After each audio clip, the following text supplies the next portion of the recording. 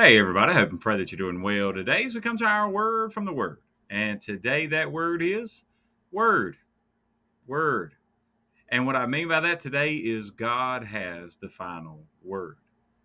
400 years of silence from the end of Malachi until Zechariah hears the news about John the Baptist that would be his son. And so, in that time, you think, man, it must have been a lot of wondering and a lot of pondering going on about what was actually going to happen. Had God forgotten about us? Had God forgotten His promises?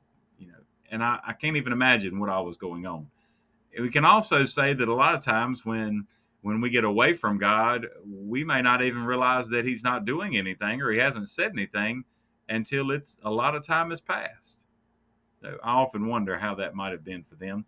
But today, the reason I say that God has the final word, so we're here moving into the New Testament. And now it's funny that we're going to start the New Testament off by looking backwards. And it's a reminder. Matthew begins his portion of the Gospels, his recollection as God gave to him and as he inspired him to write these words and to record certain things. Well, here he begins by recording the genealogy of Jesus Christ. Very important to make sure that you knew that this was going to be technically the son of David, that it was going to fall in that Jewish line. Well, he goes through, we're not going to read that, but I do encourage you to look at it. And you'll notice four women that are included in this line: Tamar, you also notice Rahab, Ruth, and Uriah's wife, it says, or Bathsheba. All four are Gentiles. All four Gentiles included in the genealogy of Christ.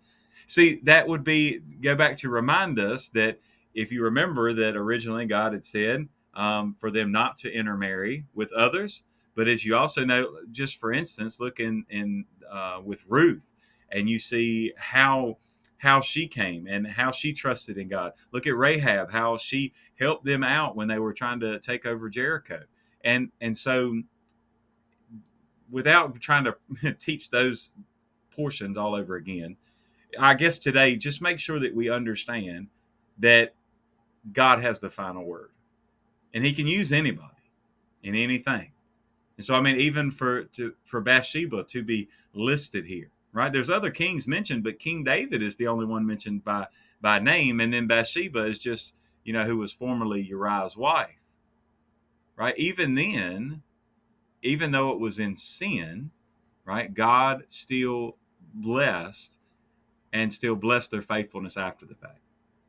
Now, having said all that, look at verses 22 and 23 today of Matthew chapter 1.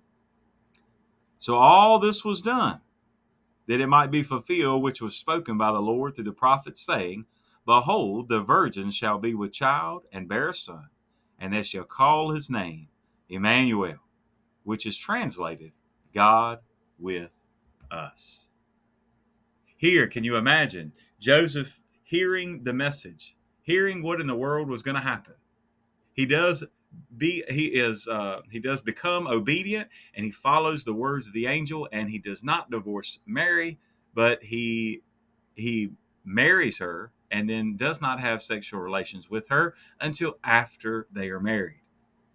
So here, right off the bat, we see that now the word of Isaiah is going to be fulfilled. And how's it going to be fulfilled? By God Himself, because God has the final word. How many times do you think people heard Isaiah and wondered, how in the world could a virgin conceive? And we talked about that even when we were back in Isaiah. And you imagine that they thought, well, this maybe we heard it wrong. Maybe that's not what he meant, or maybe he meant something else by it. And a lot of people thought that he meant, a young woman and not a technical virgin.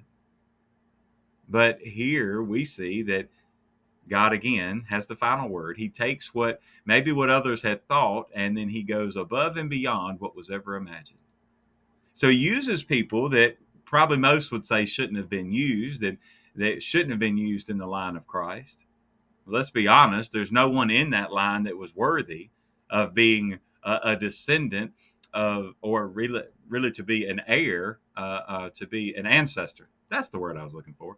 There's none there that were worthy of being the ancestor of Jesus Christ. Today, there's none of us that are worthy to be children of God.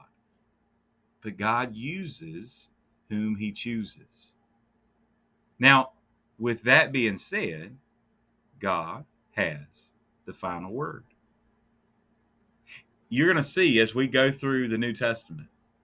And I know sometimes we'll look at this and we'll say, man, this is a lot easier to read. It's a lot easier to understand maybe what was going on, a little bit better to get the context now that we know.